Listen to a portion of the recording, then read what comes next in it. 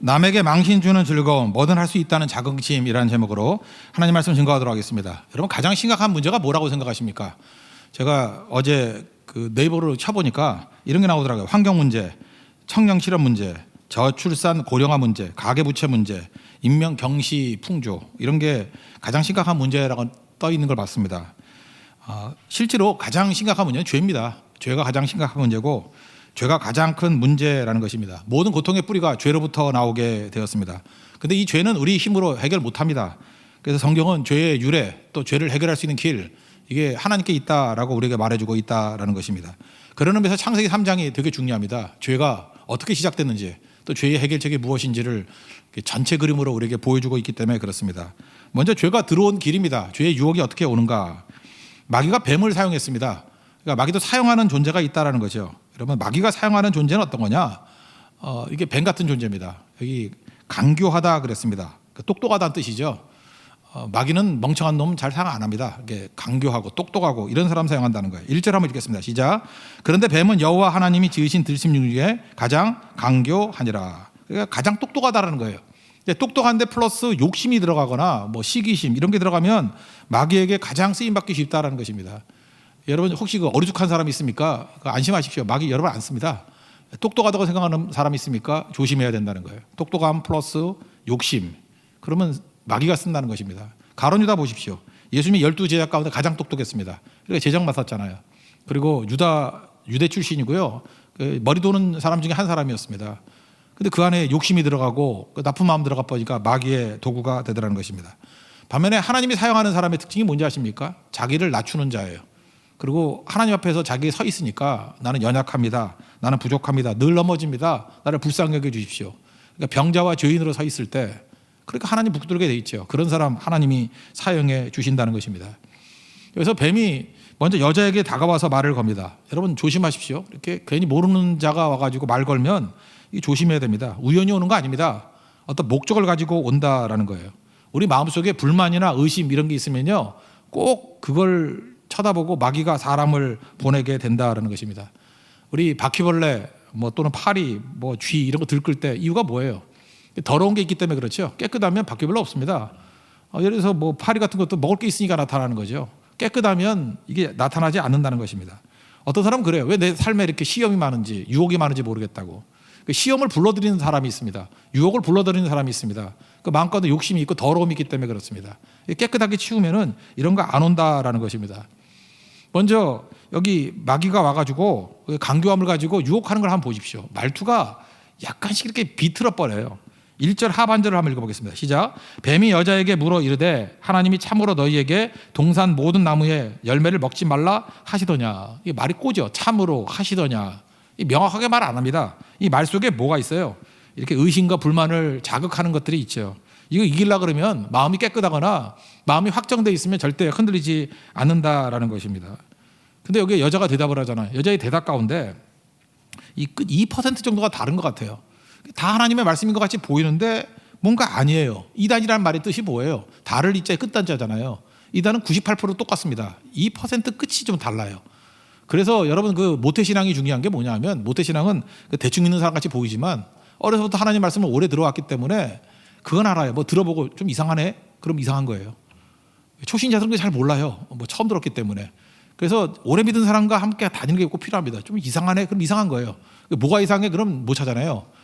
그렇게 하면 모태신앙 아니죠. 모태신앙은 아무것도 못하는 사람이니까. 그죠? 그래서 그건 이제 사역자들에게 가서 물어보면 압니다. 그러면 이단이 그런 거라고요. 끝이 조금씩 다르다라는 거예요. 먼저 하나님이 주신 원래의 말씀을 한번 보십시오. 2장 16절과 17절인데 이게 원래의 말씀이 한번 읽어봅시다. 뭐가 다른지. 2장 16절 17절 다 같이 읽겠습니다. 시작.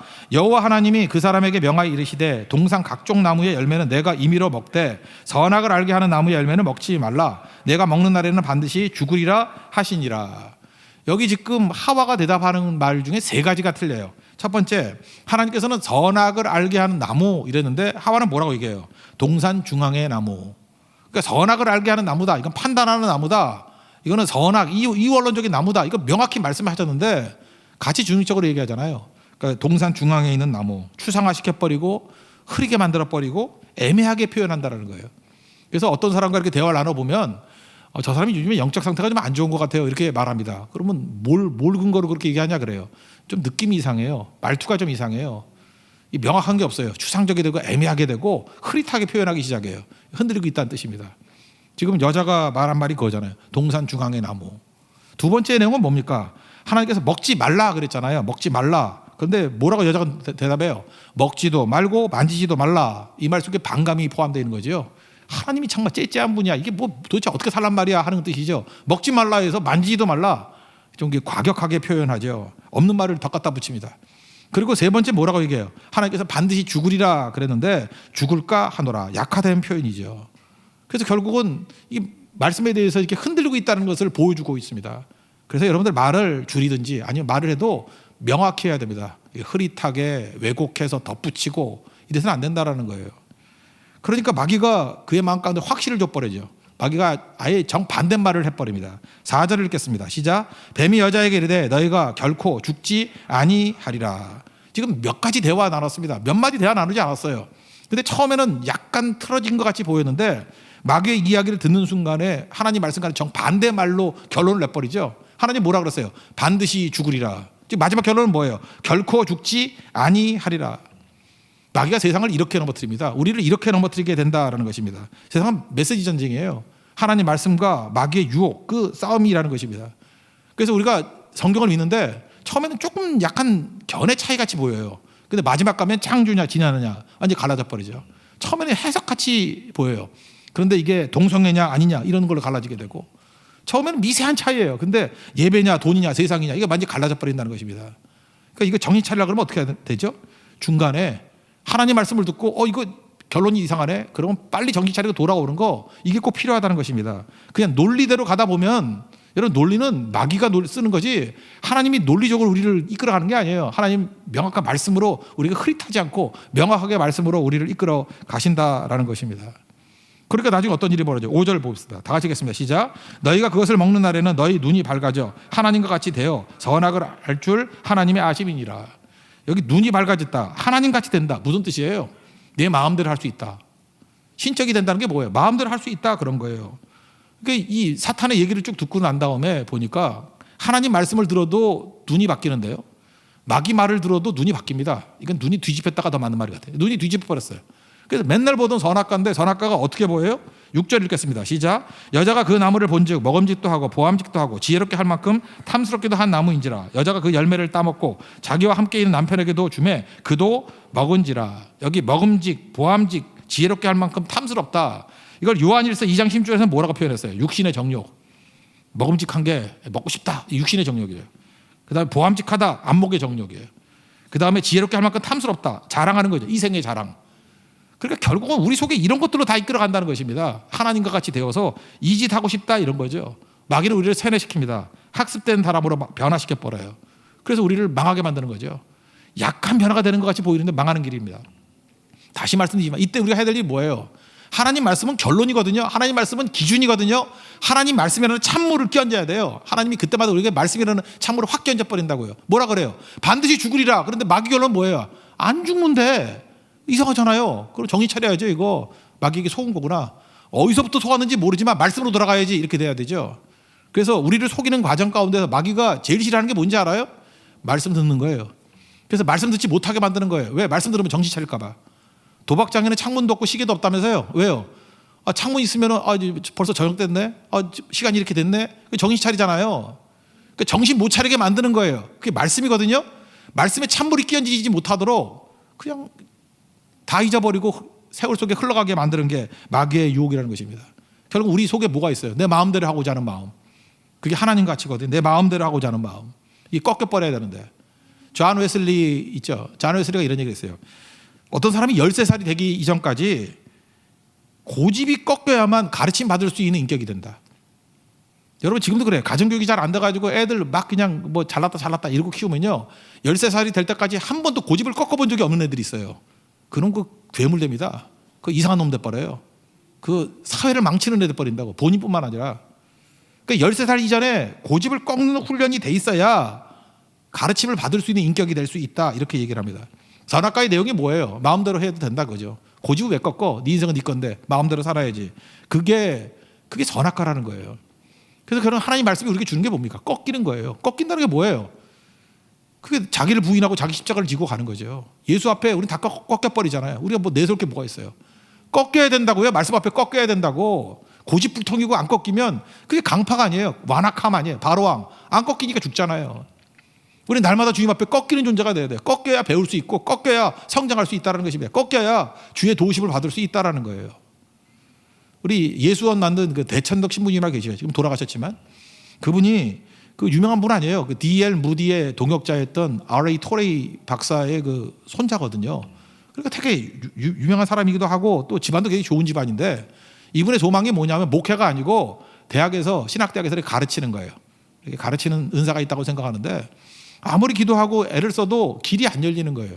그러니까 이분도 이제 화가 난 거죠. 하나님, 내가 이게 가르치는 은사가 있고 나는 대학에서 가르치고 싶은데 왜 자꾸 길을 막으시고 내가 하고 싶지 않은 목회를 하게 만드십니까? 계속 버텼다는 거예요. 그래도 하나님이 길을 안 열어주더라는 거예요. 그러다 나중에 지쳐가지고 하나님 앞에 이렇게 기도했대요. 하나님, 하나님의 뜻이 정 그렇다 그러면 내가 목회하겠습니다. 목회하겠습니다. 하나님의 뜻이 목회라면 목회 잘할 수 있도록 지혜와 힘을 주옵소서. 이 토레이 박사, 그러니까 대천도 신부의 얘기가 뭐냐면 그렇게 꺾여면서 기도를 했더니 하나님이 웃으시는 소리가 들렸대. 이제 돌아가셔서 물어볼 수도 없어요. 그게 어떻게 들렸는지 모르겠어. 하여튼 하나님이 웃으시는 소리가 깔깔깔하고 웃는 소리가 들리더라는 거예요. 그러고 난 다음에 1년 있다 한국 왔어요. 한국 와가지고 한국은 그때는 이제 학문적으로 좀 떨어져 있을 때니까 한국에 와서는 교수도 할 수 있었고, 그죠? 또 많은 사람 가르칠 수 있는 그런 은사를 펼 수도 있었고, 또 예수원 만들어가지고 주기적으로 와서 많은 사람들에게 가르침이 있고, 또 목회적인 요소도 다 갖추게 되었죠. 이분의 인생이 언제부터 풀리기 시작했어요? 고집이 꺾일 때부터요. 꺾이고 난 다음부터. 이분은 아마 대천대 신부가 미국에 있었으면 그렇게 큰 영향력이 없었을 거예요. 한국에 왔으니까 그렇죠. 그의 영향력이 크고 그의 섬김이 열매를 맺게 되고 그의 겸손함이 드러나게 되더라는 것입니다. 언제 인생이 바뀌어요? 꺾일 때예요. 여러분 지금 인생도 마찬가지입니다. 지금 꺾이지 않으면 끝까지 가는 거예요. 그게 바로 성격입니다. 강팍함, 완악함. 그래서 꺾여야 되는 거예요. 근데 선악과는 뭐예요? 꺾이지 말라는 거예요. 그냥 네 마음대로 해라. 꺾이긴 왜 꺾이냐? 여러분 지금 혹시 결혼 문제 때문에 고민하는 분들 있습니까? 결혼도 꺾여야 될 때가 있어요. 어떤 때는 직장의 문제 가지고도 꺾여야 될 때가 있다니까요. 내 진로의 문제 갖고도 꺾여야 될 때가 있다고요. 근데 마귀는 뭐라 그래요? 꺾기를 왜 꺾여? 네 마음대로 해. 네 뜻대로 해. 하나님 같이 되는 거라니까. 네 판단이 옳아. 선하게 판단은 네가 하는 거야. 그게 하나님 같이 된다. 그런 뜻이라는 것입니다. 여러분 지금 내 뜻대로 하면 다 잘 될 것 같이 보이죠. 2002년도라고 생각하는데 이름은 얘기 안 할게요. 그 김대중 대통령 계실 때요. 그때 어떤 분이 총리가 됐어요. 이대 총장 하셨던 분인데 총리가 됐어요. 총리가 됐는데 이분이 총리 인준이 안 돼가지고 아마 우리나라 역사상 처음이라고 들었던 것 같은데 총리 임명받고 인준이 안 돼가지고 서리로 끝나버린 분이 계셔요. 근데 이유가 뭐냐? 국회 통과가 안 됐는데 이유가 그거예요. 그 위장 전입이라 그러죠. 위장 전입. 뭐 이렇게 주소 옮기는 거. 뭐 애 때문에 옮겼는지 재단 때문에 옮겼는지 잘 모르겠어요. 하여튼 위장 전입 문제 하나, 또 하나는 아들의 미국 국적 문제. 아마 미국에서 태어났는가 봐요. 그래서 미국 국적을 갖고 있다라는 거고 어떻게 된 거냐? 뭐 이렇게 된 것 같고 뭐 지금도 문제가 되지만 이때 이게 문제가 됐거든요. 이때 18년 전이니까 이때 정신 차리고 했으면 지금 공직자들 문제가 안 될 건데. 근데 이런 것 때문에 문제가 됐다고요. 그러니까 너무 제가 볼 때 인재거든요. 귀하게 쓰임 받을 수 있는 분인데 이게 날개가 꺾여버리게 되는 안타까움이 있게 되더라는 것입니다. 여러분 지금도 한번 생각해보니까 그래요. 만약에 여러분이 자기 마음대로 한다 그러면 여러분 엄마들 같으면 그런 마음이 있죠. 원정 출산이라는 거. 지금도 있는지 모르겠지만 이렇게 뭐 임신을 하고 난 다음에 미국에서 나오면은 그 속지주의니까 미국 시민권 준다며 18살 될 때까지 결정할 수 있다면서요. 그래서 이게 한동안 유행이 됐습니다. 미국 가서 애 낳자. 원정 출산이래요. 그럼 그거 왜 그러죠? 아이에게 기회를 주려고, 엄마 찬스를 주려고, 아이의 길이 넓어지게 하려고. 그 자기 생각이거든요. 그게 과연 그대로 맞아 떨어질까요? 저 이런 생각을 해봐요. 그 아이가 지금 2020년에 지금 임신하고 있는 아이가 있다고 합시다. 그 아이가 하나님께서 아주 귀하게 민족을 위해서 귀하게 쓰실 인재로 키운다 그러면 어떻게 할 것 같아요? 만약 그 아이가 김구 같은 존재가 될지 아니면 도산 안청호 선생님 같은 존재가 될지 모를 일이잖아요. 그렇게 크게 쓰임 받으려 그럴 때 이제 과거의 문제가 들쳐나오는 거예요. 또 미국에서 태어났잖아. 미국 국적이잖아. 그러면 그게 꺾이지 않겠어요? 그게 도움이 되겠습니까? 걸림돌이 되지? 여러분 미국은요. 미국 시민이라 할지라도 미국에서 태어나지 아니하면 미국 대통령 못 됩니다. 그러니까 우리나라에도 그런 룰이 생길지 어떻게 알아? 그죠? 모든 것들이 다 갖춘다 할지라도 한국 시민이라 할지라도 한국에서 대한민국에서 태어나지 않으면 뭐 자격이 주어지지 않는다. 어떤 지위에. 그런 일이 벌어진다 그러면 이게 엄마 찬스입니까? 아니죠. 엄마 핸디캡이죠. 이게 엄마 프리미엄이에요? 아니죠. 이거 엄마 디스카운트죠.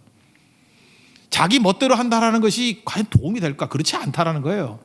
하나님께서는 길을 열어준다 그러면 열어주는 거고 내 뜻대로 하는 것이 자기 꾀에 지가 속아 넘어가는 거예요. 그게 오히려 함정에 빠지게 되고 깨지게 될 때도 많이 있다라는 것입니다. 그러므로 이 말씀이에요. 마귀는 항상 우리에게 네 마음대로 해. 여러분 한번 돌이켜보세요. 내 마음대로 했으면 인생이 풀렸나? 다 망하는 길이죠. 여러분 망할 길이에요. 바로 보세요. 자기 마음대로 했잖아요. 권력도 있고. 강팍함 망했잖아요. 다 죽었잖아요.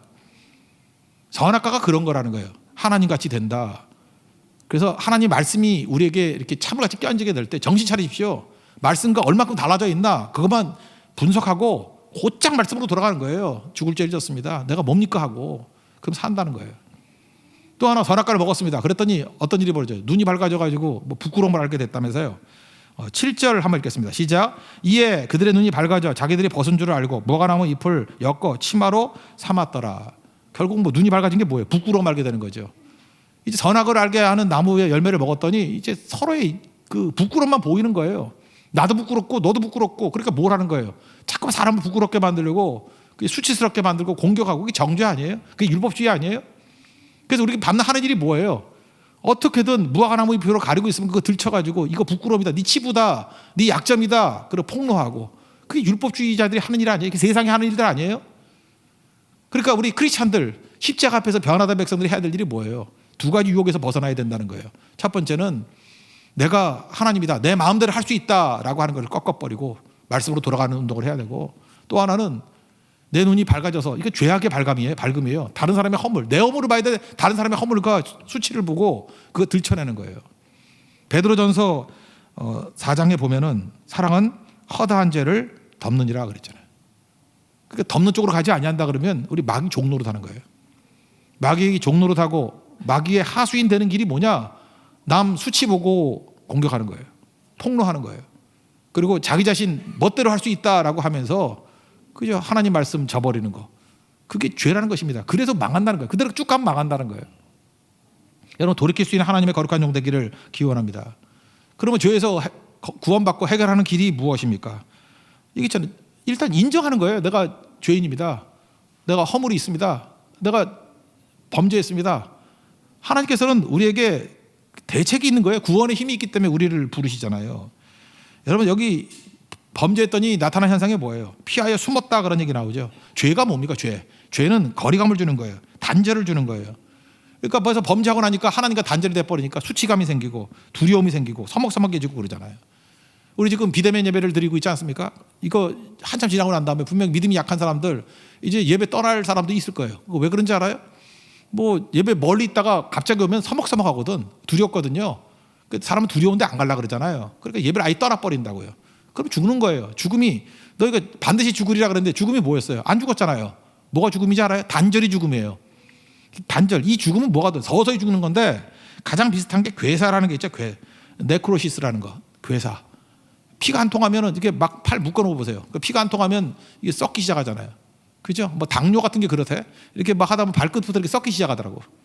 내 살은 살인데 썩어 들어가게 해요. 내 몸은 몸인데 썩기 시작해. 그 괴사라 그러죠. 괴사. 어떤 사람은 뭐 잇몸도 괴사하는 사람 봤어요. 제가 나이 드신 분. 잇몸이 죽어가는 거예요. 내 몸에 있는데 나는 살아 있는데 그 살은 죽어가고 있어요. 괴사하고 있어요. 통하지 않아요. 피가 안 통해서 신경이 다 죽어서. 죽음이 그런 거라고요. 단절하면 딱 다 죽게 된다라는 것입니다. 그러니까 하나님과 단절되니까 두렵고 그러죠. 여러분들 인생도 그렇잖아요. 남녀지간에도 교제하다 보면은 그 뭐 헤어진다는 게 죽음 아니에요? 단절이 죽음 아니에요? 헤어지고 난 다음에 하는 일이 뭔가 그랬더니 뭐 카톡부터 지우대. 그죠? 카톡 지우고 그다음부터 뭐예요? 발신자 차단. 그 죽음 아니에요? 또 이렇게 우회해서 들어가면 또 그거 같은 차단. 내가 보니까 그놈은 죽은 놈이야. 그죠? 이렇게 하다가 경험 있죠? 차단당하는 경험 있잖아요. 그죠? 이렇게 죽음이에요. 죽음. 하나님과 차단됐다 그러면 이거는 뭐 완벽한 죽음이겠죠. 예배가 뭡니까? 그래서 이게 소통하는 거예요. 연결되는 거예요. 예배는 하나님과 연결되는 거라고. 하늘의 능력이 나하고 연결되는 거예요. 그래서 비대면 예배를 할지라도 여러분 주중에 1시간이라도 교회 나와서 기도하고 교회 안에 들어와서 하나님 앞에 부르짖는 것들이 좀 필요하다고요. 그게 연결되는 거예요. 그래야 살아나는 거지. 그냥 뭐 이거 편합니다, 좋습니다 하면서 멀리 떨어져 있고 하다 보면 나중에 괴사 돼요. 괴사, 네크로시스. 그죠? 그래서 끝장나는 인생이 된다는 것입니다. 죄가 그런 거예요. 하나님과의 단절을 주게 된다라는 것입니다. 근데 하나님께서 부르시잖아요. 이게 무슨 뜻이에요? 소망이 있는 거죠. 그 하나님께서 구원하고자 하는 백성들은 반드시 부르십니다. 왜요? 이게 가능성이 있으니까 부르는 거죠. 대책이 있으니까 부르는 거죠. 그래서 아담아 어디 있냐 그랬더니 내가 벌거벗어 무서워서 두려워서 숨었다고. 그때 빨리 나오는 거죠. 필요한 게 뭐예요? 변명, 핑계, 책임 전가 이런 거 하지 말고 그냥 있는 모습 그대로 내 모습 이대로 주님께 나오는 거예요. 근데 여기 뭐 남자도 변명하죠. 이 핑계 전가 논리가 이렇잖아요. 하나님이 주신 여자 참 치사하죠. 두 가지를 지금 원망하고 있는 거죠. 여자를 책임 전가하고 또 하나님을 책임 전가하죠. 하나님이 주셔야 돼요. 하나님이 문제고 여자도 문제다. 여자가 그래도 좀 나 있어요. 여자는 뭐라 그래요? 뱀 그래, 뱀. 남자가 더 나쁜 놈이죠. 남자는 그냥 돌로 쳐 죽여야 되고 여자는 칼로 찔러 죽여야 돼. 하여튼 그런 거죠, 그죠? 이게 둘 다 이렇게 문제가 있는 거죠. 이렇게 책임 전가하는 거. 문제는 뭐예요? 하나님 앞에 말씀의 찬물이 딱 끼얹어졌을 때 주여 나는 연약합니다. 난 늘 넘어집니다. 나는 죄인입니다. 불쌍히 주십시오. 그게 중요한 거라고요. 주님 앞에 나오면은 해결해 주시는데. 로마서 8장 13절 보니까 너희가 육신대로 살면 반드시 죽을 것이다. 육신대로 살면 죽는다. 믿습니까? 그거예요. 그러나 영으로서 몸의 행실을 죽이면 살리니 말씀 딱 붙들고 그죠? 내가 지금 엉뚱한 데 와 있다 그러면 곧장 말씀으로 돌아가는 거 그러면 산다는 거예요. 여러분 돌이킨다는 게 그게 능력이에요. 다윗이 왜 그렇게 하나님 앞에 귀하게 쓰임 받은지 아십니까? 사무엘상 25장에 보면 나발이라는 사람 나오죠. 나발 이름 잘 지어야 돼. 우리도 개나발 그러면 별로 안 놓잖아요. 나발이 미련한 놈, 멍청한 놈 그런 거예요, 그죠? 나발의 이런 뜻이 미련하다 그런 뜻이라고요. 그 다윗이 그 400명 이끌고 600명이죠 그때는 먹을 게 없어가지고 양떼들 잘 돌봐줘요. 그리고 먹을 거 좀 달라고 굉장히 신사적으로 나갔습니다. 그러면은 그냥 주기 싫으면 주기 싫습니다. 뭐 이 정도로 했으면 이 정도까지는 안 갔을 거예요. 근데 꼭 망할 놈들 보면은 말이 거칠어요. 말이 아주 날카롭고 면도칼을 단 것 같이 보여요. 그러면서 뭐라고 얘기하면 다윗이 누구냐 그래요. 다윗을 왜 몰라요? 이스라엘 백성들이 다 알지. 왜 그래요? 골리앗을 물리치자고 사울이 평생 죽이려고 따라다니는 그런 대적인데 다윗을 왜 몰라? 이스라엘이 다윗 모른다는 게 말이 안 되는 거지. 근데 모르는 척해. 다윗이 누구야? 나 다윗 모르겠는데. 그러면서 말하길 뭐라 그래? 요즘에 주인 품에서 도망친 그 노예들 많다 그러던데 추노꾼 보낼까? 뭐 이런 식으로 얘기를 해요. 열받는 거죠. 그래서 다윗이 뭐 하나님의 이름 들면 우리식으로 하면 내가 저놈 죽이지 않은 성을 간다 이러면서 군사를 몰고 옵니다. 보통 분노심이 생긴 게 아니죠. 이 나발, 그죠? 이 미련한 놈, 이 개나발 죽여버리겠다 이러고 나간다고요. 그때 지혜로운 게 그 아내죠. 아비가일이 그 쇼컷으로 와가지고 지름길로 와가지고 다윗 먼저 만나죠. 그리고 승질난 부하들에게 먼저 먹을 거 주고 그 다음에 이렇게 얘기하잖아요. 다윗 당신은 장차 이스라엘의 왕이 될 사람인데 왜 쓸데없는 피를 흘리라 그러냐고. 심판 하나님께 있는 건데 하나님께 맡기지 왜 이상한 짓 해가지고 당신의 명성과 지위에 나중에 문제가 되게 만드냐고. 하나님께 당신을 생명 싸게 싸서 보호해 줄 거고 그 미련한 놈은 망할 거라고. 제발 말씀에 정신 차리라고. 성경에서요 여자가 한 말 중에 제일 긴 말이 제일 긴 대사가 아비가일의 대사예요. 사무엘상 25장 아비가일의 대사가 제일 많아요. 왜 그래요? 그 말 전체가 다 하나님 말씀이기 때문에 그래요. 다윗이 하나님 말씀이라는 찬물에 정신 차린 거예요. 찬물 확 끼니까 여러분 보세요. 보통 장수들이 군사를 이끌고 가면은 칼을 뽑았으면 물에도 썰고 나오지 안 돌이켜요. 근데 다윗의 강점이 뭔지 알아요? 꺾이잖아요. 하나님 말씀이라는 찬물을 맞고 꺾이잖아요. 그렇지 하나님 말씀이 맞지 하고 꺾여요. 그게 다윗이에요. 그랬더니 어떤 일이 벌어져요? 결과적으로 그 사무엘상 25장 31절 보니까 나중에 다윗이 돌아가고 난 다음에 나발한테 소식을 전했어요. 당시 죽이러 왔다가 돌아갔어요. 그랬더니 이 나발이라는 놈이 진짜 마음이 그 좀팽이야. 그죠? 그러니까 돌아갔다라는 얘기를 듣고 이 좀생이 같아가지고 어떤 얘기가 들으냐. 근심 가운데 빠졌대요. 근심 가운데 빠지고 몸이 돌같이 됐대. 마비가 돼가지고 부들부들 떨면서 돌. 그러다가 열흘 있다가 죽었대요. 뭐하러 다윗이 손댔겠습니까? 그냥 놔두면 하나님이 그냥 처리해버리는 건데. 중요한 게 뭐예요? 꺾일 줄 알고 돌이킬 줄 알잖아요. 또 한 가지 사건이 있죠. 힘이 있는데도 불구하고 꺾이는 모습. 또 하나가 뭐예요? 하나님의 성전을 그렇게 짓고 싶어 했다고. 그럼에도 불구하고 넌 안 돼. 네 아들이 질 거야. 꺾이잖아요. 능력도 있고 소원도 있고 다 있는데 하나님이 넌 안 돼. 그러니까 꺾이잖아요. 이게 다윗이에요. 그러니까 우리가 하나님 앞에서 해야 될 일이 뭐예요? 말씀 앞에 서서 말씀의 찬물을 가지고 꺾일 줄 알고 내가 꺾이고 하나님의 뜻과 말씀대로 돌아가는 거, 그게 구원의 길이라는 것입니다. 이런 여러분들 혹시라도 아무리 범죄하고 아무리 넘어진다 할지라도 하나님 말씀이 들려오면, 말씀의 찬물이 끼얹어진다 그러면 여러분 구원받은 백성이고 사랑받은 백성이에요. 그때 뭘 해야 되죠? 빨리 꺾이고 돌아오는 거예요. 마귀에게는 기회가 없어요. 우리 인간에게만 기회를 주시는 거예요. 들린다는 게 뭐예요? 기회예요. 14절 보세요. 마귀에게 기회가 없다는 게 보여지죠. 14절 시작. 여호와 하나님이 뱀에게 이르시되 내가 이렇게 하였으니 내가 모든 가축과 들의 모든 짐승보다 더욱 저주를 받아 배로 다니고 살아있는 동안 흙을 먹을지니라. 마귀에게는 기회가 없어요. 대화도 안 해요. 그러니까 너는 지옥이야, 너는 멸망이야, 그러고 끝내버려요. 근데 인간에게만 대화를 나누잖아요. 말씀을 들을 수 있는 기회를 주잖아요. 이건 돌아오라는 뜻이에요. 여호와께 돌아오라. 그럼 산다는 거죠. 그 피로 돌아오라. 그러면서 3장 15절이 이게 원시복음, 원복음이라고 얘기해요. 오리지널 가스펠이라고 얘기하는 거예요. 성경에 나오는 처음의 복음, 메시아 예수님을 보내주신다라고 하는 얘기죠. 그게 바로 뭐예요? 여자의 후손으로 오신다는 거예요. 그래서 뱀 대가리를 쳐버린다는 거죠. 15절 다 같이 읽겠습니다. 시작. 내가 너로 여자와 원수가 되게 하고 내 후손도 여자의 후손과 원수가 되게 하리니 여자의 후손은 내 머리를 상하게 할 것이요 너는 그의 발꿈치를 상하게 할 것이니라 하시고. 그죠? 이게 무슨 얘기예요? 그 예수님이 오셔가지고 마귀의 머리를 쳐버린다는 거예요. 저도 학교 다닐 때 보면 이렇게 뭐 싸움, 옛날에 싸움 많이 했거든요. 싸움 많이 할 때 이렇게 맞을 때도 있잖아요. 우리가 상대방이 너무 거인적, 그죠? 이렇게 대단한 놈들이 와가지고 그럴 수도 있죠. 뭐 유도부 10명이 오면 맞아야지 어떻게, 그죠? 그럴 때 보면은 저도 그렇고 다른 애들 이 머리부터 가렸어요. 머리부터. 무슨 얘기예요? 나머지 깨져도 다 붙어요. 갈비뼈도 부러지면 다시 붙고 팔도 붙고 다 붙어요. 근데 머리 다치면 안 되니까 꼭 얻어 터지는 애들을 보면은 그 머리만 가리고 있어. 그럼 때리는 사람도 지쳐서 안 때리더라고, 그죠? 그리고 끝나버려요. 그러니까 무슨 얘기예요? 마귀의 머리를 박살냈다는 건 뭐예요? 치명상이라는 뜻이고, 그 다음에 뱀은 여자의 후손의 어디요? 발꿈치. 이건 경상이라는 거예요. 십자가에 달린 거. 그러니까 예수님이 최종 승리를 주신다, 그런 거죠. 여기서 우리 알 수 있는 거 뭐죠? 하나님께서는 여자와 죄를 분리시켰어요. 여자와 마귀를 분리시켰다고. 이게 하나님이 하시는 일이에요. 여러분 그 요한복음 8장에 보면 현장에서 가늠하다 잡힌 여인이 있죠. 그때 뭐라 그래요? 정죄하는 자가 있느냐? 없습니다. 나도 너를 정죄하지 아니하니 다시는 죄를 범하지 말라. 분리하죠. 분리가 무슨 얘기예요? 죄와 여자를 분리해서 여자는 구원받고 다시는 죄를 범하지 말라. 죄는 끊어버리고 정죄해버리잖아요. 우리가 하나님 앞에 서약이라는 단어가 뭐라 그랬어요? 네데르. 말씀과 내가 묶이는 거예요. 내가 말씀과 묶여야지 죄와 묶이면 안 되죠. 근데 악한 마귀는 뭐라 그러는지 알아요? 죄하고 내가 묶이기를 원해요. 그래서 악한 자들, 이 마귀 하수인들 보면은 꼭 보면 회개할 기회를 안 줘. 그래서 어떤 사람이 죄를 지면 죄하고 그 사람의 인격을 묶어버려. 저놈은 나쁜 놈이기 때문에 무슨 일을 해도 다 나쁜 거야 라고 해서 구원의 기회를 안 줘요. 회복의 기회를 안 줘. 그냥 몰아가 버리는 거예요. 그게 마귀예요, 마귀. 죄하고 묶어버린다고. 근데 우리는 어떻게 해야 되죠? 항상 잊지 말아야 될 게, 베드로도 그랬잖아요. 사탄아 너희들을 몰라. 베드로가 사탄이에요? 베드로와 그 속에 있는 사탄의 메시지를 분리시키잖아요. 베드로는 사용하시고 그 하나님 일은 생각하지 않고 사람 일만 생각하는 그거는 끊어버리시잖아요. 그게 구원의 길이에요. 우리도 마찬가지입니다. 이게 마귀, 죄하고 묶이지 마십시오. 죄는 드러내면 하나님이 잘라버리십니다. 십자가의 보혈의 피로 잘라버리시고 여자는 구원해 주잖아요. 사람은 구원해 주잖아요. 이게 복음이라는 것입니다. 그러고 난 다음에 우리 부끄럽잖아요. 부끄러우면 어떻게 해야 되죠?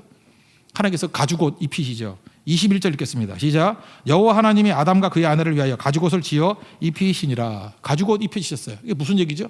이제 부끄러움을 가린다는 거예요. 이거는 제사를 상징하는 겁니다. 가죽옷이 그냥 나오나요? 우리 양이 있으면 양한테 야, 가죽 벗겨 그러면 지가 이렇게 벗나요? 가죽만 싹 벗기면 이게 뻘건 살만 남아있고 그럴 수는 없잖아요. 죽어야 되죠. 죽음을 얘기하는 거예요. 그래서 구약에 얼마나 많은 제사를 통해서 짐승들이 죽었습니까? 이건 뭐죠? 죄를 해결할 수 있는 건 아니에요. 그죠? 이건 죄를 가릴 뿐이지.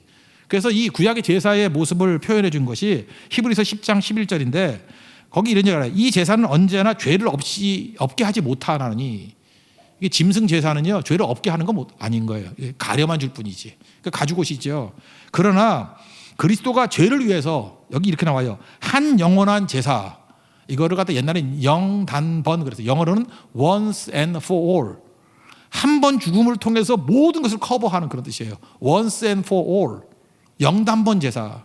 예수님이 십자가의 영단번 제사로 말미암아 가릴 뿐만 아니라 씻어주신다는 거예요. 영원히 씻어주신다는 것입니다. 여러분 믿습니까? 그래서 성경은 뭐라 그래요? 이제는 가죽옷을 입는 게 아니라 그리스도로 옷 입으라. 하나만 든다 그러면 로마서 13장 14절 보니까 오직 주 예수 그리스도로 옷 입고 정욕을 위하여 육신의 일을 도모하지 말라. 이게 사는 길이라는 거예요. 여러분 예수 그리스도를 옷 입고 일어설 수 있는 하나님의 거룩한 종 되기를 축원합니다.